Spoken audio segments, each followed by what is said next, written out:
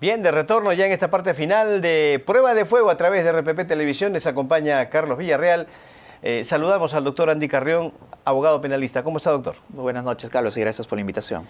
Doctor, ¿se justifica para usted este periodo de allanamiento y detención preliminar, aunque no haya flagrancia en el caso de Freddy Hinojosa? Puede justificarse el pedido de incautación y allanamiento en atención a que la Fiscalía ve oportuno de que se requieran algunos elementos de prueba para dilucidar la investigación, más aún si es que en su oportunidad, por ejemplo, los investigados no han cumplido con brindar toda esa información. Lo que sí veo un poco cuestionable es de que sí la Fiscalía se haya adelantado a solicitar una detención preliminar cuando es evidente que el Congreso de la República había derogado la norma de la detención preliminar. Sin embargo, y aquí hay un elemento bien interesante, Carlos, el juez en rigor lo que ha señalado es de que no otorga la detención preliminar precisamente porque no había ningún sustento jurídico para otorgarla. O sea, estaba esa ley. Estaba esa ley, precisamente. Y la pregunta que nos debemos de hacer es si el Congreso de la República, al menos en el Pleno ha sido aprobado, restituyó la detención preliminar y falta aún que el Ejecutivo la promulgue, ¿qué sucede si el día de mañana, por ejemplo, el Ejecutivo promulga esta ley que restituye los alcances en ese caso, de la detención preliminar? ¿Podría pedir nuevamente al Ministerio Público detención preliminar? Es perfectamente posible, Carlos. ¿Por qué? Porque el juez, ¿cómo va a evaluar, por ejemplo, el peligro de fuga o el peligro de obstrucción que ha planteado la Fiscalía, si es que no había ningún sustento normativo para hacerlo? Ello significa que eso ha quedado sin una evaluación judicial. Pero si no el día sería, de mañana, una aplicación retroactiva. Usted sabe que para que tenga efecto una medida retroactiva, tiene que favorecer, ¿cierto?, al investigado. Sí, aquí hay un principio, un aforismo latino que es el tiempo, digamos, que rige en el tiempo. Sin embargo, lo que debemos de señalar es que hay una diferencia entre normas sustantivas de derecho penal que sancionan, por ejemplo, con una pena mayor o menor que no es retroactivo salvo beneficie al reo, versus una norma procesal. Ahora estamos hablando de una norma procesal, es decir, si es que se puede o no implementar la detención preliminar. Y en este caso, el juez no ha evaluado los elementos propios, porque simplemente no había ninguna ley que sustente el pedido de la Fiscalía.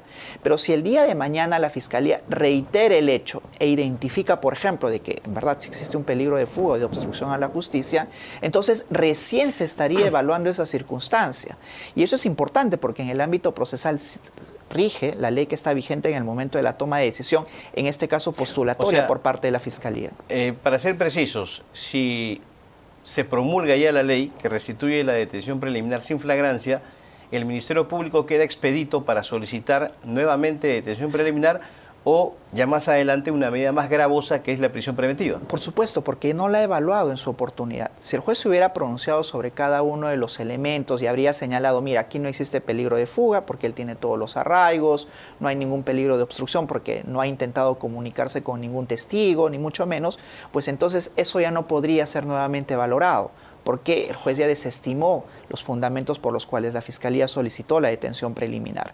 Sin embargo, al no haber sido valorados, al entrar en vigencia, restituirse la ley, pues entonces tranquilamente ello puede ser evaluado por el juez competente. Doctor, ¿y esta investigación de qué forma podría, permítame emplear un término coloquial, ¿no?, salpicar, alcanzar a la presidenta Dina Boluarte? ¿Por qué? Porque cuando ocurrieron estos hechos, ¿cierto?, cuando se le involucra a Freddy Hinojosa, que era director de Jaliwarma, la ministra era Dina Boluarte, ¿cierto? En ese caso, ¿cómo podría afectar?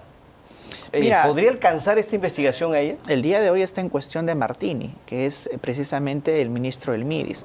¿Qué pasa en estas circunstancias? He escuchado muy atentamente la locución del vocero, porque hace la diferencia mucha entre vocero y representante del Ejecutivo. Vocero o portavoz. Sí, no sé.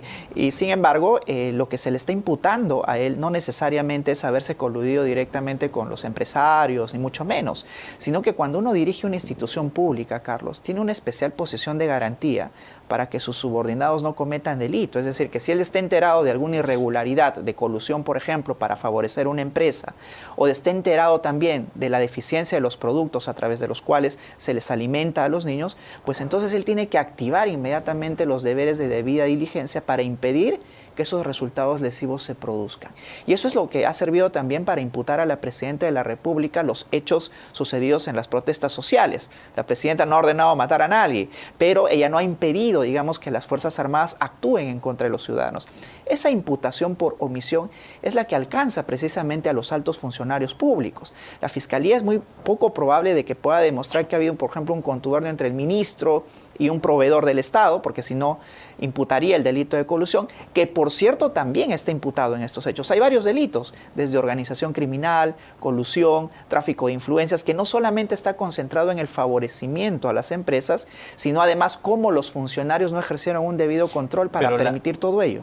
Concreto, la investigación podría alcanzar a la Presidenta en su condición de ministra en ese entonces. Si es que el criterio de imputación para quien dirigía en su oportunidad Cualiguarma es no necesariamente haberse coludido con los empresarios, sino más bien haber ostentado un puesto desde el cual él podría impedir los resultados, tranquilamente podría este criterio de imputación, Carlos, servir también para imputar a quien ejerció en este caso la cartera del MIDIS, y lo hizo Dina Boluarte durante muchos años, ¿verdad? Durante muchos meses, y eso yo creo que es perfectamente posible porque el día de hoy las imputaciones contra altos funcionarios, incluso ahora siendo presidenta, son criterios que tienden a relativizar el hecho de una acción positiva, sino más bien de haberse quedado pasivos, de no haber actuado oportunamente para impedir estos resultados lesivos. ¿Qué tanto daño ha causado esta norma de la derogatoria de la detención preliminar en los días en que ha estado vigente? Un ejemplo nada más lo doy hoy día, en el caso de Freddy Hinojosa. No, y hace poco, ¿no? Organizaciones criminales que los jueces mismos de una sala superior tuvieron que dejarlos libres porque dijeron de que ya no aplicaba la detención, al menos en casos de no flagrancia, que ya había sido eliminada, derogada de nuestro ordenamiento jurídico y afectado naturalmente, porque han habido muchas personas que han accedido después de las 48 horas a solicitar precisamente que se las libere de la detención preliminar.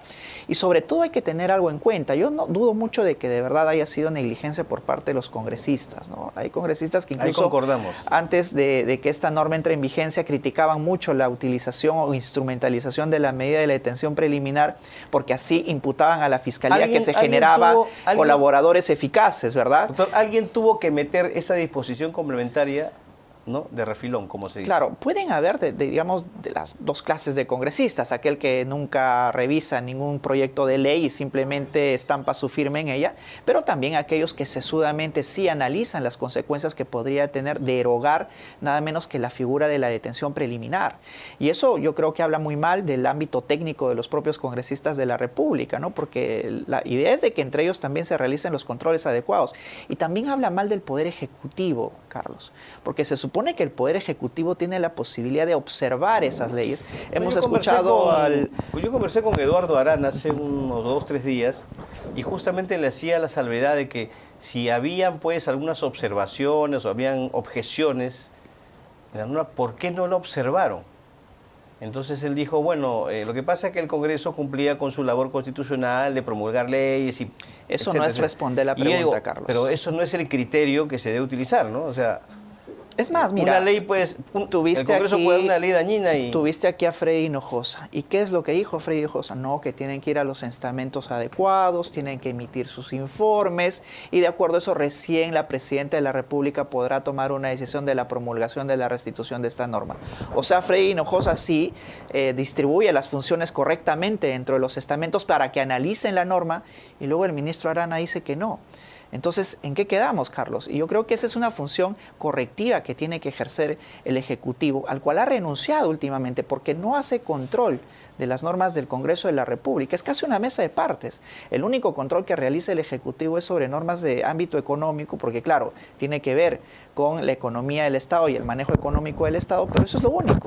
Porque si no nos hubiéramos evitado esta norma, si hubiera hecho una observación adecuada el Poder Ejecutivo, no habríamos estado conversando sobre la derogación de la detención preliminar. Bueno, doctor, le agradezco mucho por visitarnos esta noche. Gracias a ti, Gracias al doctor Andy Carrión, destacado abogado penalista.